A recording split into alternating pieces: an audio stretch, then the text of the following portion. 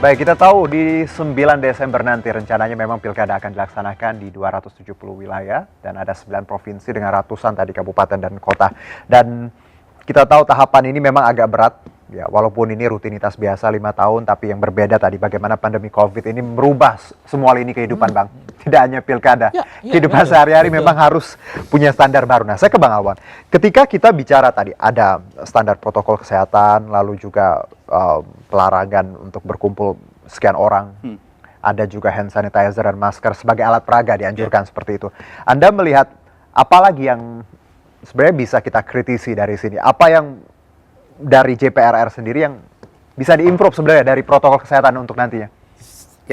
Yang terpenting saat ini adalah satu keterpenuhan aturan saya kira sudah ada. PKPU sudah mengatur itu. Lalu kemudian kesadaran masyarakat secara spontan untuk bagaimana melindungi diri dia dari COVID, saya kira mereka sudah terbiasa untuk misal keluar rumah harus menggunakan masker.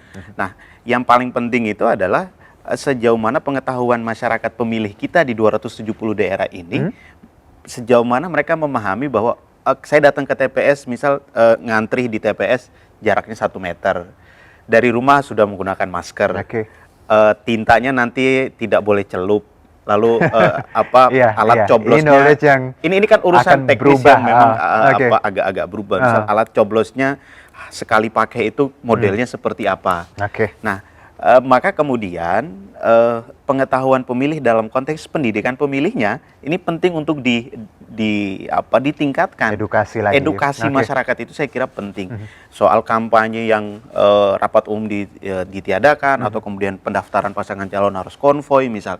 Masyarakat perlu untuk kemudian jangan sampai mereka termobilisasi untuk berfoya-foya, untuk ikut meramai-ramai karena pada satu sisi masyarakat sebagai objek ya pendidikan pemilih atau voter education-nya penting untuk diberikan kepada masyarakat secara mendalam. Nah, kekosongan yang sampai saat ini belum kita lihat atau belum dilakukan juga baik teman-teman penyelenggara adalah soal memperkuat aspek pendidikan pemilihnya.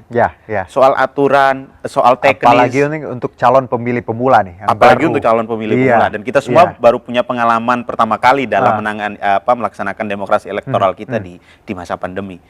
Jadi ya aspek pendidikan pemilih saya kira penting untuk bagaimana memberikan ketahanan kepada masyarakat untuk tidak tertular dengan urusan. Apalagi Anda menyebutkan bahwa JPRR tadi ada risetnya atau data bahwa mereka punya semangat yang luar biasa ya. Ya, bagi masyarakat pemilih yang usianya 17-25 tahun, mereka bersedia untuk datang ke TPS dalam kondisi seperti ini. Nah, artinya spirit mereka untuk menggunakan hak pilihnya atau semangat mereka untuk memilih calon pemimpin di daerahnya itu sangat tinggi. Atau kita bisa katakan bahwa kepedulian mereka terhadap politik dan demokrasi kita sangat tinggi. Nah, yang terpenting adalah kita bisa menjadikan pemilih-pemilih yang usianya muda ini untuk memberikan edukasi juga kepada pemilih tua atau orang tuanya untuk menjaga kesehatan, menjaga protokol kesehatan dan menggunakan masker, hand sanitizer dan lain sebagainya.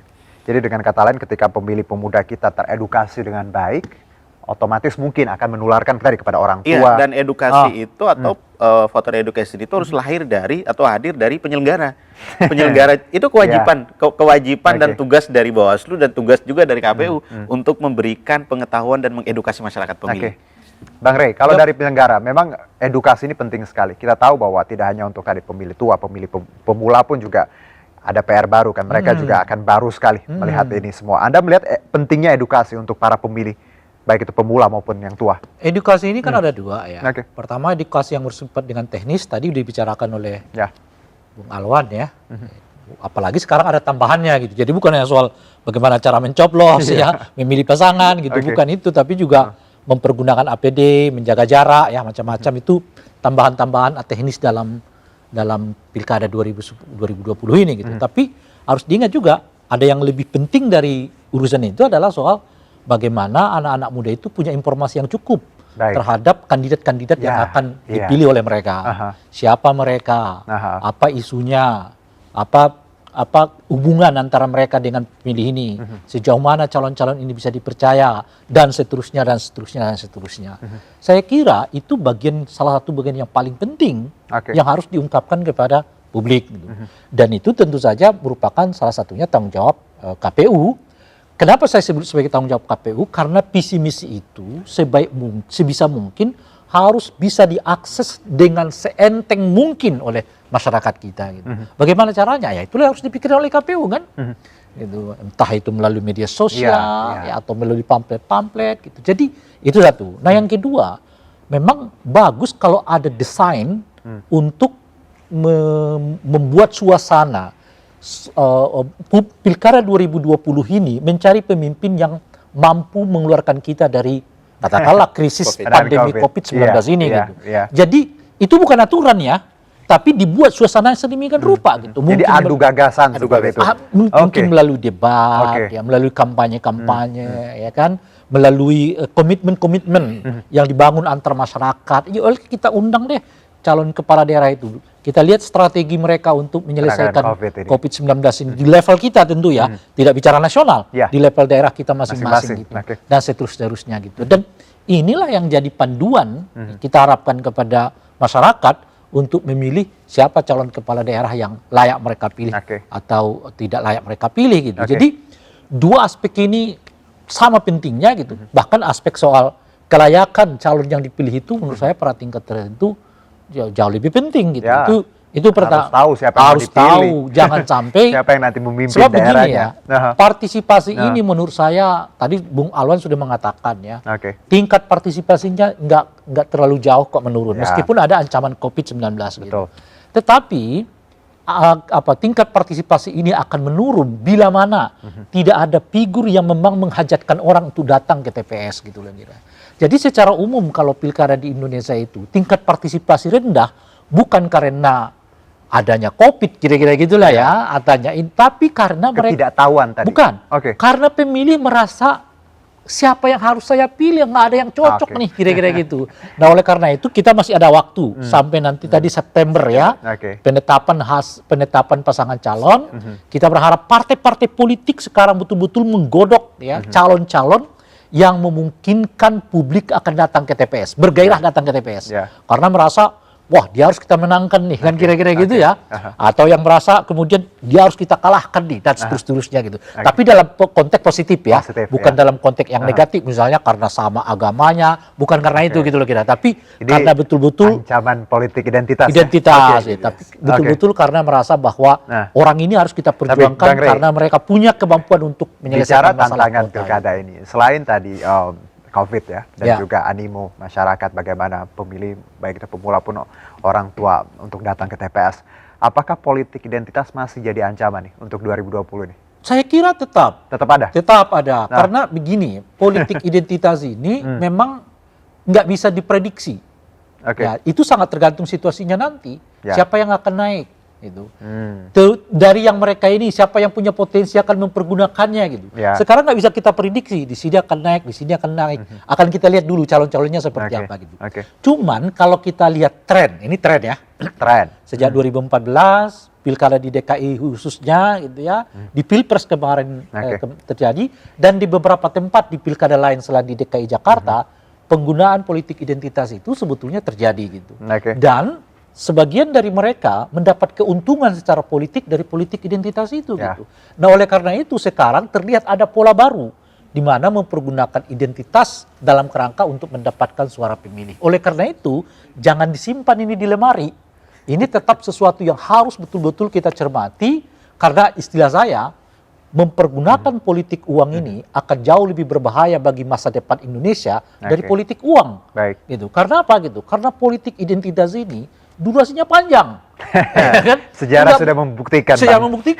Pilkadanya bisa 2017, pecahnya sampai 2020 kan kira-kira gitu. Saya ke Bang Alwan. Bang, kalau bicara tadi pentingnya edukasi, baik itu terkait teknis yang Anda sebutkan, tapi ternyata juga menarik ada bagaimana kita mengedukasi masyarakat dan tugasnya KPU agar pasangan ini dikenal dan masyarakat tahu siapa yang memilihnya. Saya begini ya, saya mau katakan begini. Saya setuju soal teknis ini ya tuh. Tapi jangan juga teknis ini mengakibatkan hak publik ya terciderai gitu. Misalnya yang saya sebutkan tadi, karena aturan tidak boleh ada berkerumun, aturan harus jaga jarak, tiba-tiba masyarakat nggak bisa akses. ya pencoblosannya seperti apa. Jadi dengan kata harus segampang mungkin dong Bang untuk mengakses informasi tadi. Itu prinsip di dalam pelaksanaan pilkada atau pemilu, bahwa setiap orang ya diberi hak untuk akses tata cara penghitungan suaranya, misalnya begitu. Bang Alwan, Anda melihat tadi segampang mungkin harusnya kita bisa mengakses, tapi ya mungkin prakteknya tidak segampang itu karena mungkin peraturan dan hal-hal tadi masih ada hambatan. Ya memang salah satu kewajiban masyarakat pemilih itu adalah mendapatkan akses informasi, baik informasi tahapan, baik juga informasi soal kandidasi. Nah, informasi tahapan mereka saja terkadang masih terkendala. Kita lihat saja begini, ada beberapa tahapan kita dalam masa pandemi ini dia harus berjalan melalui metode daring. Pertanyaannya adalah, bagi daerah-daerah yang kemudian akses internetnya rendah, otomatis dia tidak mendapatkan akses informasi itu. Itu satu poin di mana bahwa akses informasi soal pelaksanaan teknis, dia sudah tidak mengakses itu. Kedua, soal kandidasi, yang tadi disampaikan Bang Ray bahwa masyarakat pemilih penting untuk melihat track recordnya, siapa dia, bagaimana bisa dipercaya atau tidak. Di beberapa metode kampanye kita pun juga menggunakan metode daring. Nah, artinya sejauh mana masyarakat pemilih ini mengenal calon pemimpin dia, itu sangat lemah. Pada lain hal, saya membayangkan bahwa di masa pandemi ini, partai politik cenderung kemudian tidak banyak mengusung pasangan calon yang lebih dari 1 atau 2 atau 3. Artinya minim kandidat yang disodorkan di masyarakat pemilih, sehingga masyarakat pemilih kekurangan referensi, soal akses informasi sudah berkurang, soal calonnya juga bagi dia tidak merasa bahwa calon ini mampu membangun daerah saya. Walaupun dari 270 daerah ada 224 daerah yang berpotensi calon petahana maju. Nah, calon-calon petahana ini kan memang selama masa pandemi interaksi dia dengan masyarakat pemilih agak lebih intens ketimbang calon pendatang baru. Nah, bagi masyarakat pemilih dia lebih mengenal petahana, tetapi juga bisa saja pendatang baru menggunakan persoalan COVID ini menjadi campaign dia untuk lebih dikenal di masyarakat pemilih. Nah, yang paling penting dalam kondisi ini saya ingin mengatakan bahwa masyarakat jangan kemudian dijadikan anak tiri.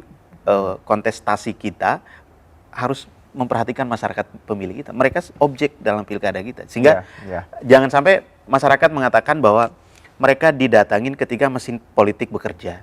Mereka disanjung atau mereka dihargai atau mereka kemudian didengarkan aspirasinya ketika pesta demokrasi menjelang pesta demokrasi, maksud saya. Menjelang pemilu, menjelang pilkada, baru mereka didatangi. Setelah dari itu mereka tidak mau lagi mendengarkan keluhan-keluhan dari masyarakat. Dengan kata dengan segala keterbatasan yang kita punya, jangan sampai animo masyarakat tadi turun dan mereka tidak tahu siapa yang akan dipilih dengan tadi minimnya info.